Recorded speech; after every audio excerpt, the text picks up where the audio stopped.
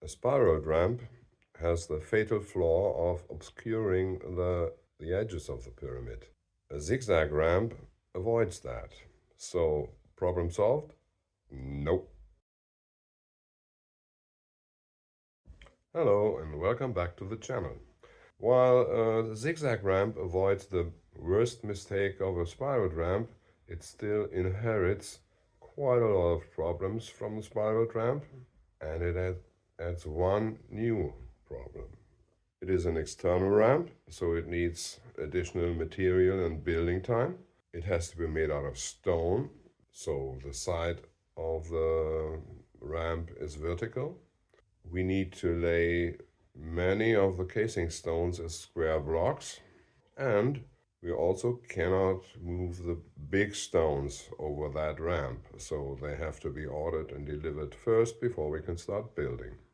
The spiral ramp has a platform at each corner, and that platform is outside the body of the pyramid and thus obscures the edge. As we want to avoid that with a zigzag ramp, that platform for the zigzag ramp has to stop well before the edge, let's say half a meter. And that means we lose 2.5 meters of width on both edges, that is 5 meters. 5 meters where we can't get height. That doesn't sound like much, but as the pyramid rises, the distance to the ramp below us gets smaller and smaller. And at a height of 137.5 meters, we cannot build another ramp without blocking the ramp below us. So we're stuck there, and with still 9 meters left to go. That's about the size of one of the smaller Queen's pyramids. And not to mention the delivery of the pyramidion.